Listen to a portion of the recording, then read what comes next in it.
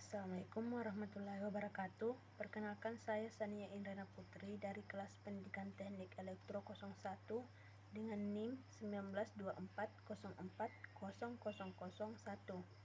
Dalam video kali ini saya akan menjelaskan mengenai limiting factor for extra high and ultra high voltage transmission.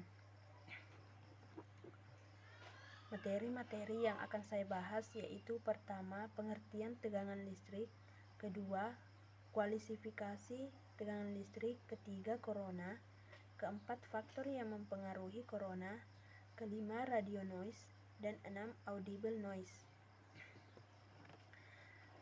Materi pertama yaitu pengertian tegangan listrik.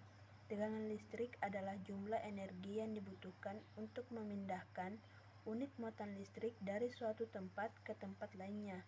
Tegangan listrik yang dinyatakan dengan satuan volt ini juga sering disebut dengan beda potensial listrik, karena pada dasarnya tegangan listrik adalah ukuran perbedaan potensial antara dua titik dalam rangkaian listrik. Suatu benda dikatakan memiliki potensial listrik lebih tinggi daripada benda lainnya karena benda tersebut memiliki jumlah muatan positif yang lebih banyak jika dibandingkan dengan jumlah muatan positif pada benda lainnya. Sedangkan yang dimaksud dengan potensial listrik itu sendiri adalah banyaknya muatan yang terdapat dalam suatu benda. 2. Klasifikasi tegangan listrik. Pertama, tegangan ekstra tinggi atau high extra voltage, yaitu tegangan berkisar antara di atas 150 kV hingga 750 kV. Jenis kabel yang digunakan juga harus mampu digunakan pada tegangan di atas 150 kV hingga 750 kV.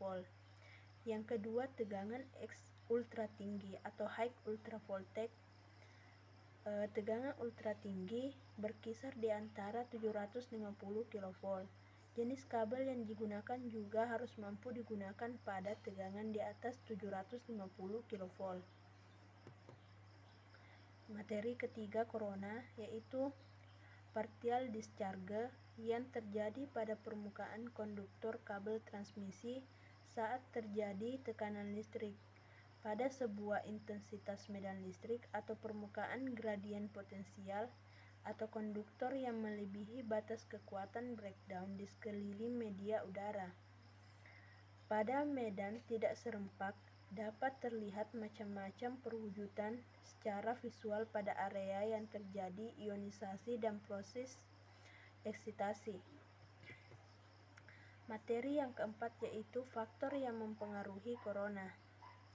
Jika rasio jarak antara konduktor dan rasio dari konduktor kurang dari 15, flashover akan mengambil tempat konduktor sebelum fenomena corona terjadi.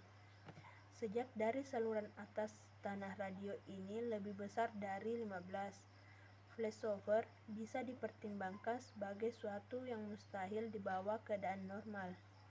Pada tingkat tegangan tertentu, faktor yang mempengaruhi corona termasuk konfigurasi saluran, tipe konduktor, kondisi permukaan konduktor, dan cuaca.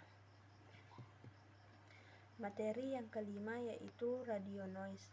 Radio noise atau gangguan elektromagnetik pada saluran udara dapat terjadi karena partial electrical discharge seperti corona atau disebabkan electrical discharge total sepanjang small gap, contohnya gaps discharge, atau lebih spesifik lagi sparking.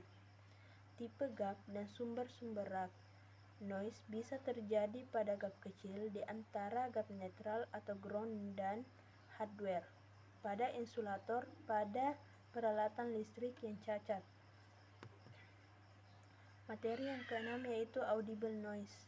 Audible noise yang dihasilkan corona pada konduktor dalam sistem transmisi telah menjadi faktor desain yang signifikan bila terjadi pada sistem transmisi dinaikkan. Pada cuaca buruk, audible noise pada saluran transmisi lebih sering terjadi.